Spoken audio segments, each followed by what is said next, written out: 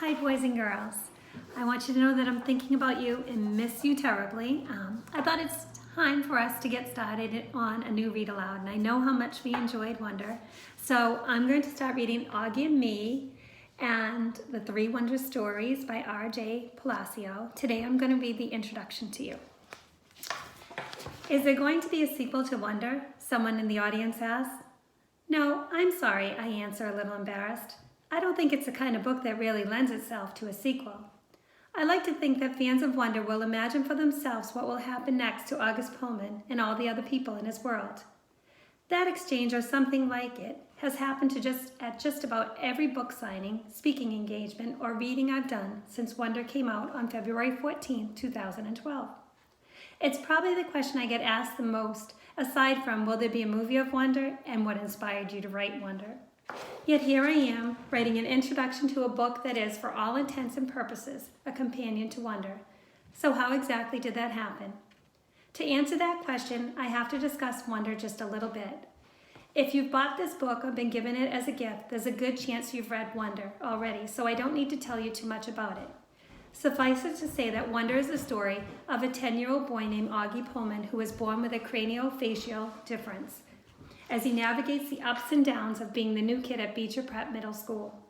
We see this journey through his eyes and the eyes of several characters whose lives happen to intersect with his over the course of the pivotal year, and whose insight enhanced the reader's understanding of August's passage to self-acceptance. We don't hear from any characters whose stories don't directly expand on Augie's story within the time frame of that 5th grade year, or whose understanding of Auggie is too limited to shed light upon his character. Wonder is Augie's story, after all, from beginning to end, and I was very strict myself about telling his story in a simple and linear way. If a character didn't propel the narrative forward or told a story that ran parallel to or before or after the events in Wonder, then he or she didn't get a voice in the book. That's not to say that some of the other characters didn't have interesting stories to tell. However, stories that might have explained their own motivation a bit, even if those revelations didn't directly affect August Pullman. Which is exactly where this book comes in. To be clear, Auggie and Me is not a sequel. It doesn't pick up where Wonder left off. It doesn't continue to tell the story of August Pullman navigating middle school.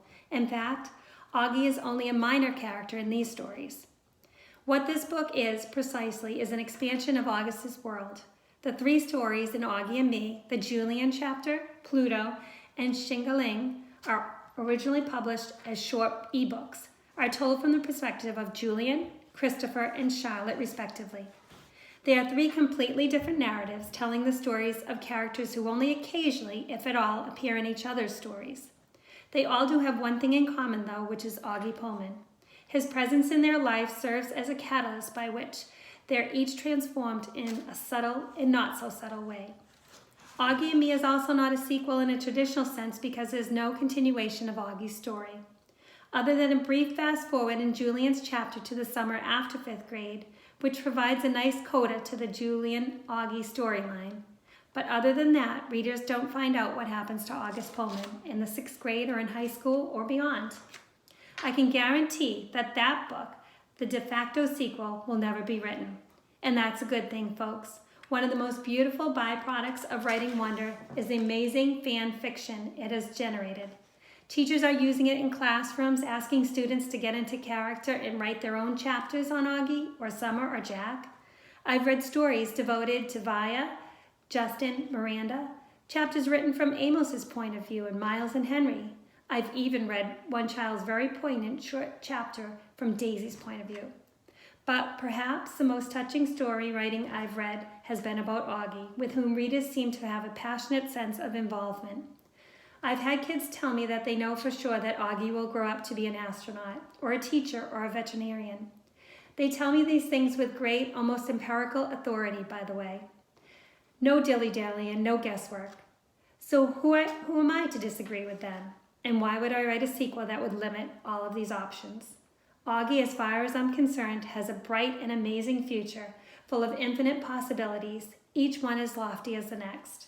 I am truly blessed that readers of Wonder feel close enough to envision him for themselves as to how his life will go. I know that they understand just because I chose to end Wonder on a happy day in August's life, It doesn't guarantee him a happy life.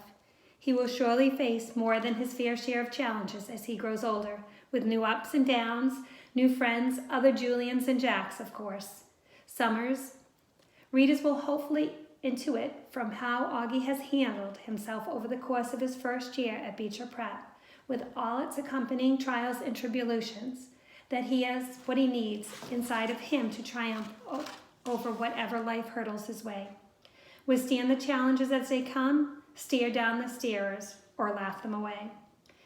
There with him always, through good times and bad, will be his amazing family, Isabel and Nate and Baya.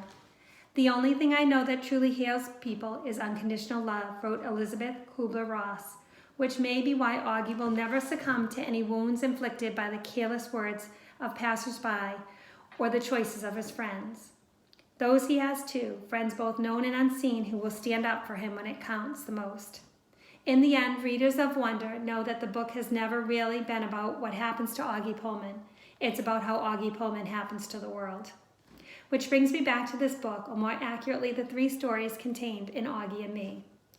When it was first suggested to me that I write these short ebooks, these Wonder stories, I jumped at the chance, most specifically on behalf of Julian, who had become a much-loathed persona among Wonder fans. Keep calm and don't be a Julian is even something you can Google now, as people have taken it upon themselves to make their own cautionary posters. And I completely get why Julian is so disliked. Until now, we've only seen him through the eyes of Auggie, Jack, Summer, and Justin. He's rude, he's mean, his stares, his nicknames for Auggie, his efforts to manipulate his classmates to turn against Jack, and to bully. But what's at the root of all this rage against Auggie? What's up with Julian, and why is he such a jerk? Even as I'm writing Wonder, I know that Julian had a story to tell. I also knew that his story of bullying, or why he bullies, was of little consequence to Auggie and had no impact on the storyline, and therefore he didn't belong in Wonder. It's not for the victims of bullying to find compassion for their tormentors, after all. But I love the idea of exploring Julian's character in a short book of his own. Not to exonerate his actions, since his actions in Wonder are reprehensible and indefensible, but to try to understand him better. It's important to remember that Julian is still just a little kid. He has acted badly, yes, but that doesn't necessarily mean he's a bad kid. Our mistakes don't define us. The hard part is coming to terms with our mistakes. Will Julian redeem himself? Can he? Does he want to?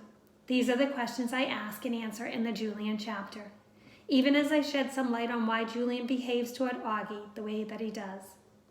The second short book in Auggie and Me is Pluto, told from the point of view of August's oldest friend, Christopher, who moved away several years before the events of Wonder took place. Pluto is a unique look into Augie's life before Beecher Prep. Christopher was there with Auggie through his early hardships and heartbreaks, the horrific surgeries, the day Nate Pullman brought Daisy home for the first time, the old neighborhood friends who seemed to vanish from Augie's life. Now that he's older, Christopher struggles with the challenge of staying friends with Auggie. The stares, the awkward reactions of new friends. It's tempting to walk away from a friendship when it becomes difficult, even under the best of circumstances. And Augie's not the only one who is testing Christopher's loyalty. Will he hang on or will he let go? The third short book is Shingling, told from the point of view of Charlotte, the only girl chosen by Mr. Tushman to be one of Augie's welcome buddies. Throughout Wonder, Charlotte maintains a friendly, if somewhat distant, relationship with Auggie. She waves hello when she sees him. She never sides with the kids who are mean to him. She tries to help Jack, even if it's in secret so no one else knows. She's a nice girl, no doubt about that, but she never goes out of her way to be more than nice. Shingling delves into the life of Charlotte Cody during 5th grade at Beecher Prep, and readers learn there was a lot of other stuff going on the year on which she met August Pullman that we don't know. Dance performances, mean girls, old alliances, and new cliques. Maya, Exemia, Savannah, and especially Summer feature prominently in Shingling, which, like Pluto in the Julian chapter, explores the life of an ordinary kid who is touched by an extraordinary circumstance. Whether it's about Auggie and Julian, or Auggie and Christopher, or Auggie and Charlotte, the 3 stories in Auggie and Me examine the complexities of friendship, loyalty, and compassion, and most especially explore the enduring effects of kindness.